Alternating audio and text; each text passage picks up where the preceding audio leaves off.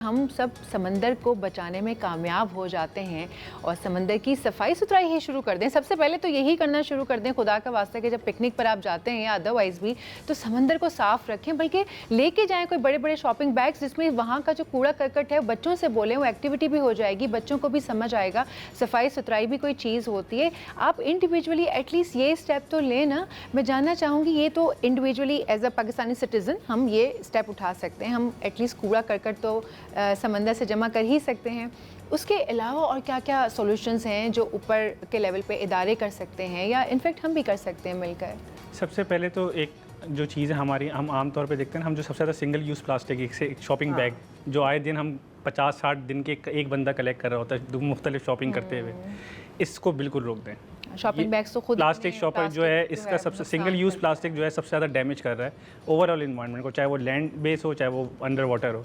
तो क्यों ख़ास तौर पर अंडर वाटर ये इस तरह से लगता है कि just like a jelly fish, जब पानी में फ्लोट हो रहा होता है तो जो टर्टल्स होते हैं या डिफरेंट मरी लाइव्स होती हैं वो उसको खाने के लिए आती है, वो चौक होकर मर जाती हैं, वो समझती है जेली फिश है क्योंकि वो प्लास्टिक एक थैली होती है, लेकिन वो ऐसा लग रहा था वाकई के जेली फिश, जो आपने कुछ विजुअल्स में अभी देखा भी होगा जिसको मैं कलेक्ट करूँ, ऐसा लग रहा था जेली फिश चल रही है। तो ये सबसे बड़ा ख़तरा होता है, ये आप ना करें। जिस तरह से आपने बोला बीच पे जाते हैं, बीच को साफ़ करें।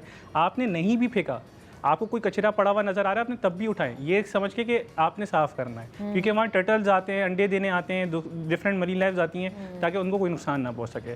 सही है। और तीसरा जो फिर इदारों के लेवल पे है कि जैसे अगर आप, हमारे पास कानून बहुत सारे मौजूद हैं लेकिन हम उसका इम्प्लीमेंटेशन नहीं कर पाते, जिसमें है आप जैसे बॉटम ट्रॉलिंग है, दुनिया भर में बैन है, सही है, पाकिस्तान में भी इसके खिलाफ लॉज बने हुए हैं, लेकिन हम इसको प्रॉपर्ली इंप्लीमेंट नहीं कर रहे। बॉटम ट्रॉलिंग कंटिन्यूसली हो रही है। इसी तरह से इलीगल फ़िशिंग है, जो IUU इंटरनेशनल स्टैंडर्ड्स हैं उसके मुताबिक भी फ़िशिंग हमारी जो इलीगल मेथड्स हैं वो इस्तेमाल हो रहे हैं, वो नहीं होने चाहिए, उस पर स्ट्रिक्ट कानून होने चाहिए, पेनल्टीज़ लगनी चाहिए। लेकिन मैं हर चीज़ को बोलता हूँ कि उससे पहले अवेयरनेस ज़रूरी है, कम्युनिटीज़ में जाके अवेयरनेस ज़रूरी है, समझाएं पहले लोगों को, झटके से बंद नहीं करें, पहले समझाएं। जिस नहीं समझ में आता फिर आप सख्ती करें, लेकिन पहले समझाना ज़रूरी है। हमने आज तक कभी किसी को नहीं समझाया, तो ये एक समझाने का बहुत बड़ा असर होता है। और इसके अलावा जो फिर आपके पास जो यूथ है जो नई इस वक्त आ रही है इस फील्ड में, उनको अपॉर्चुनिटीज़ दें, उनके पास जैसे इनोवेटिव आइडियाज़ मौजूद हैं, उनको सपोर्ट करें, फाइनेंशियली सपोर्ट करें, ताकि वो अपने आइडियाज़ को एक्शन में कन्वर्ट कर सकें।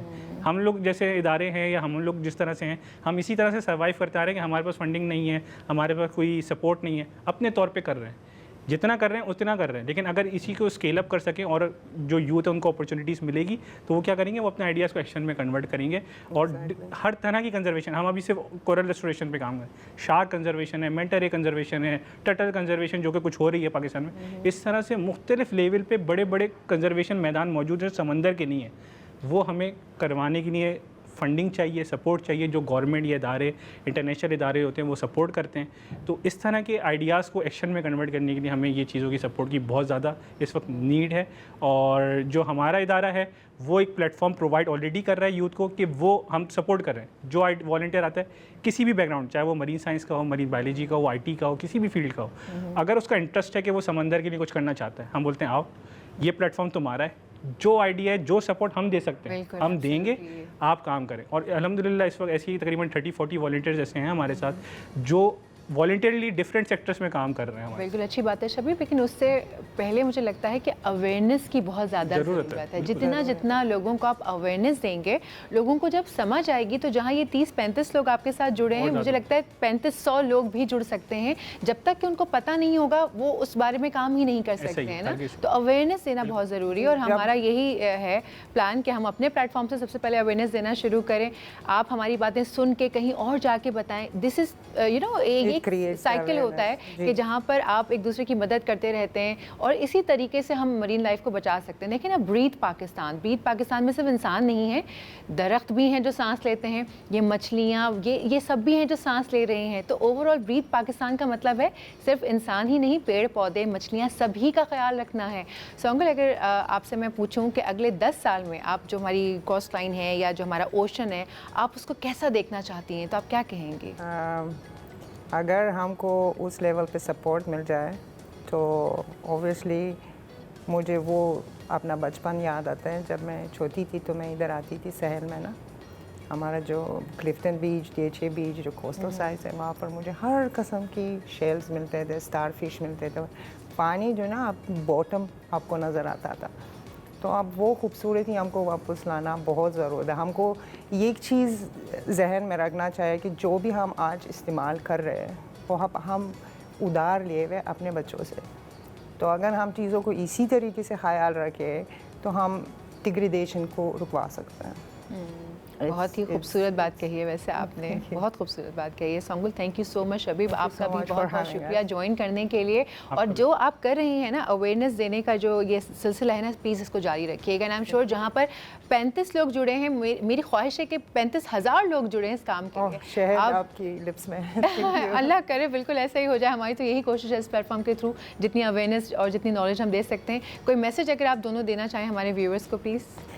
मेरी तरफ से मैं ये बोल सकती हूँ, आप अपने नंगे पैर लेके आप समंदर में खड़े हो जाए, दुआ करिए, पूछिए, सवाल करें कि मैं कौन हूँ, क्यों हूँ मैं, आप कौन है, हमारे ताल्लुक़ क्या है।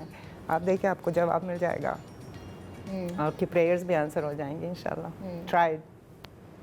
मेरा सिर्फ मैसेज ये है कि मैं ख़ास तौर पे यूथ से मुखातिब हूँ कि यूथ जो है वो जितना हम, ये प्लेटफॉर्म आपका है, आप हमारे साथ जुड़ें। जो आपका आइडिया है, जो आप चीज़ें इनिशिएट करना चाहते हैं, एज अ लीडर आके आप काम करें और हम आपको हर चीज़ में जितना सपोर्ट कर सकते हैं उतना सपोर्ट। Yes we will. बहुत ही खूबसूरत मैसेजेस दिए हैं आप लोगों ने, बहुत ही अच्छा एक अवेयरनेस सेशन रहा। मेरी अपनी इन्फॉर्मेशन मुझे बहुत ज़्यादा आप लोगों की वजह से मैंने गेन की है। Thank you so much for joining. Thank you for having us. So भाई यूथ का जो काम है ना, या यूथ पर जो काम करना है वो ख़त्म नहीं होना है।